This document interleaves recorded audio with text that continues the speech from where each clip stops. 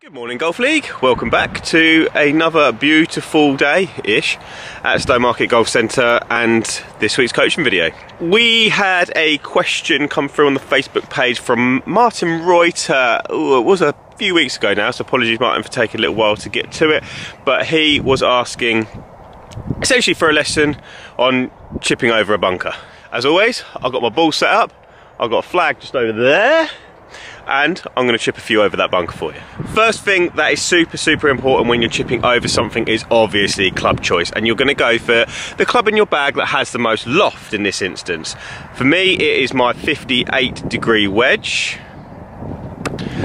For you guys it might be a sand wedge, it might be a lob wedge, it might be a pitching wedge, it might be 60 degrees, it might be 64 degrees, it might be 52 degrees. Whatever the most loft you have in your bag, that's going to be the right choice for this shot. Now, I've got to be a little bit careful not to repeat myself, because I know I've done at least 2 chipping videos on the Golf League so far. So, in terms of chipping technique, strike and distance control, have a little scroll back through the Facebook page or through your emails just to recap on those, because essentially, once you've picked the right club, if you get all those things right, then you're going to chip it over this bunker and onto the green towards the flag anyway. But that being said, this is a really tough shot, so I am going to go through a few other little bits for you.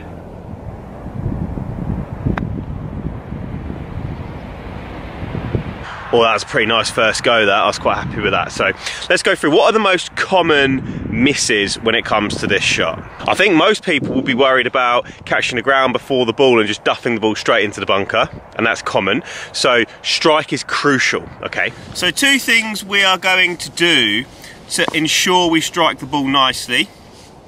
First things first, I want to get the ball moved slightly further back in the stance. So you're going to step forward and get the ball a little bit closer to your back foot. That's your right foot for the right-handed golfers amongst us.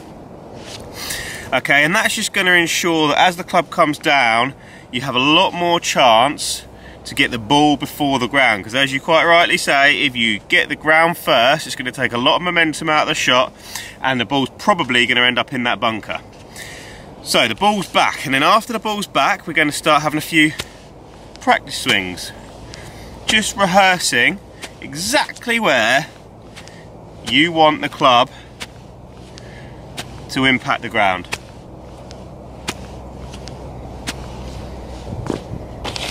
And then once you're there, I reckon you'll get it. Oh, not bad. I'm on form today. You see the guys on telly doing all this, don't you, before they hit their shots? And I think a lot of the time people assume they're doing it because they're wondering about the distance. They want to swing it for distance control, but most of it is about strike. They're looking at a certain blade of grass. They're just trying to hit that blade of grass every time. So then they're so much more ready. Ooh, not bad. To get that strike. So if they're your 2 top strike tips, and they are, there's not a great deal that can go wrong. But ultimately what you have got to remember is to have a level of acceptance, because this is a super hard shot, especially as the ground starts getting wetter. As the ground starts getting wetter, there's less room for error, less forgiveness. So once you've moved the ball back and once you've done your practice swings and you start to give yourself a really good chance to strike it, the third and most important thing to do, which is going to make you really good at this shot, is practice and volume.